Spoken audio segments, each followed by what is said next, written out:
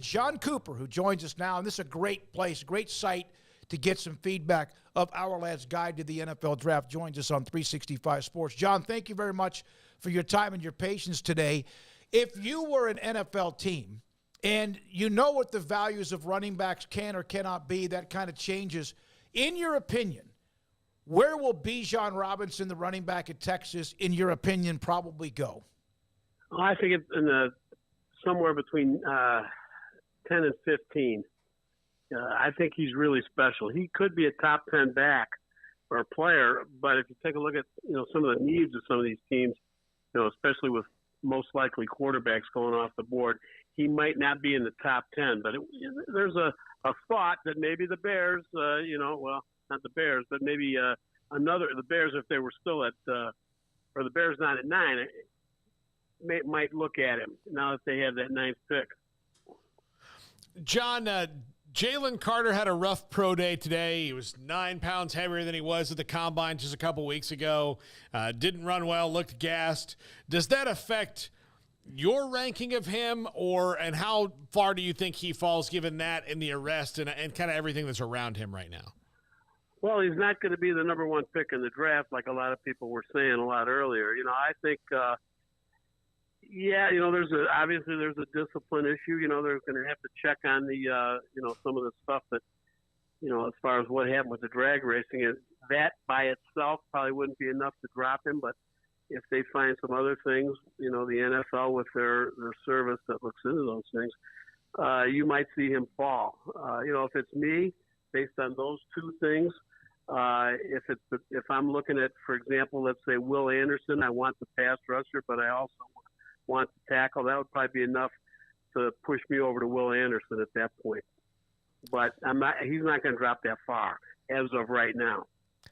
Jon, what's your, summary of the top quarterback prospects? How do you view them as far as their potential and how you expect that to go come April with the order of those guys? And obviously depends on needs. And we saw Carolina, obviously shuffle things just a few days ago. But what do you think that means for the quarterbacks in this draft?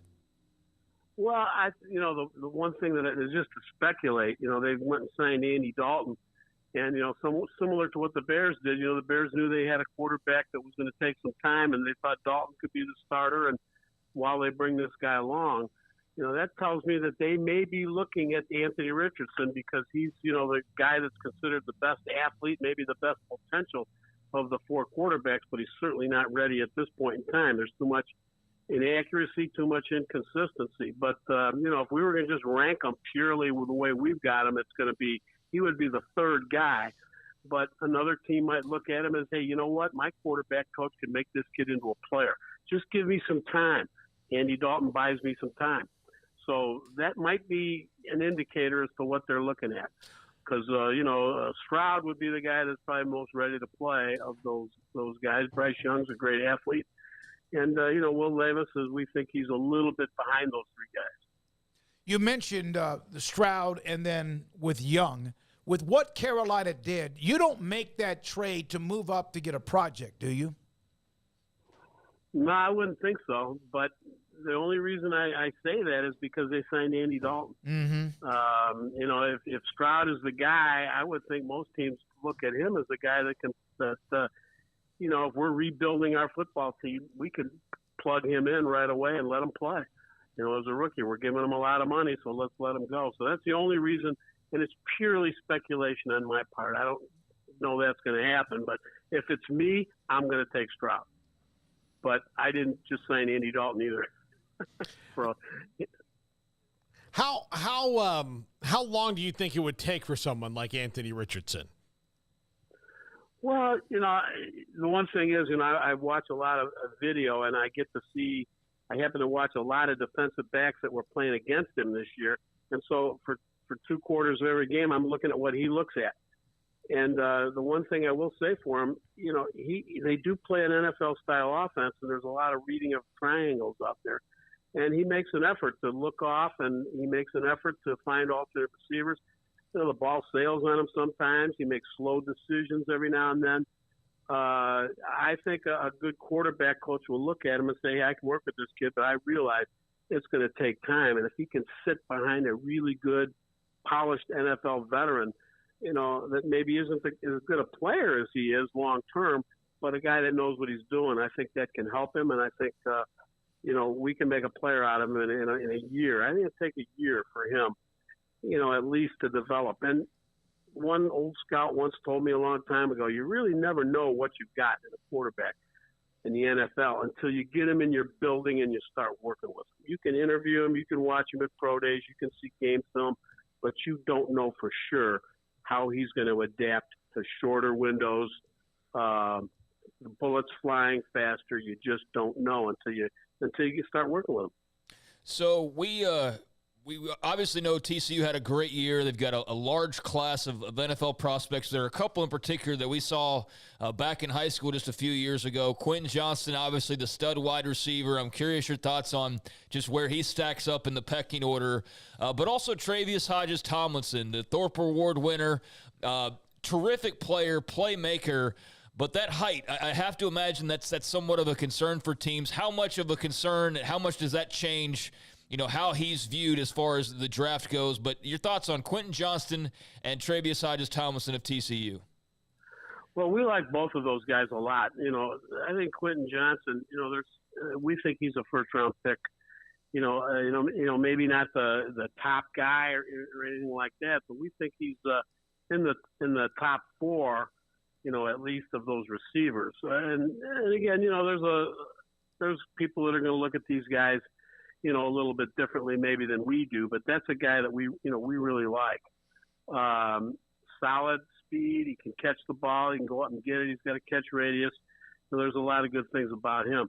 Now, the other guy you're talking about, we've got him stacked, we think, maybe higher than some other people do. We got him right around as the 10th best cornerback, maybe even 9, maybe 11, as far as those guys are. We think he's potentially a second round pick. Obviously he's short, but he can run and he can cover, and he plays a lot tougher than your typical 5'7" and change defensive back.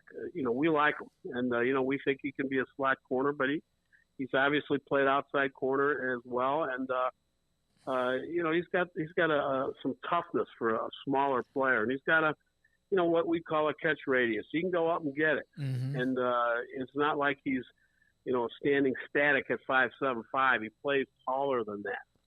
And, we really like him. He would be, in fact, I just got done having a conversation with him with a former NFL head coach who does some of the stuff we're doing now. And he was saying that, this is a guy that, if he's 5'10", he's going to go a lot higher. But that said, don't turn your back on him. John, you don't know this, but we covered Travius Hodges-Tomlinson in high school, and you're just a ball player. Now, again, eventually the levels you keep going up, things eventually make it more difficult. But we saw a play, you guys remember, against a high school game here in Waco, where he took a ball from a young man who was about to get inside the 5-yard line, just peeled it out of his arms. And this is a star. This was a star running back, and he just basically, like a can opener, made the play and went like 90 yards for a touchdown. And so when does just being a ball player come into effect rather than all the other intangibles? I guess I'm old school, and the fact that he's a ball player really goes a long way with me. I mean, there was that Williams, the kid from Houston last year, small corner, that he could go out and get it along with return skills, and he played well in the NFL this year. And I think you're going to see the same thing with Hodges-Tomlinson. He's a football player. He can go up and get to the catch point, and he can do things that not every athlete can do, even though he's short. And in some ways, that's going to work for him because people are going to look at him and, they might underrate him a little bit. I'm not. John, is this the best tight end draft that we may have seen? Everybody seems to think so. And, I'm not disagreeing. I think we look at, potentially, maybe 6 of these guys going in the top 3 rounds, and high in the third. It's really good. I don't know if the depth is there, that in terms of I don't think there's 20 tight ends in this draft, but I think there are 6 really, really good ones. Apu Ika or Siaki Ika from Baylor, big nose tackle. I guess the phrase that a lot of people like to use with guys his size and shape and all that is that, you know, people like him don't grow on trees. He's rare in that regard. What have you seen from him? What's kind of the scuttlebutt you feel like on his prospects, and what seems to be a logical landing spot for him? Well, you know, he's a guy that is probably going to be in that second day somewhere, you know, second, third round. We like him, obviously. We've seen him. He's more than just a space eater. You know, I mean, he's got some lateral ability, and he gets a push.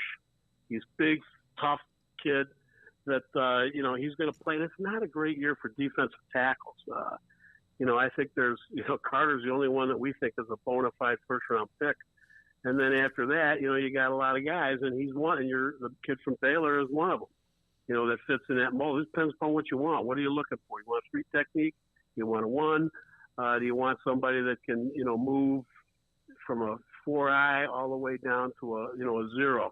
Are you looking for versatility, or are you looking for that guy to, you know, play that one and maybe two and two-gap play and play off blocks and play the run and get some push?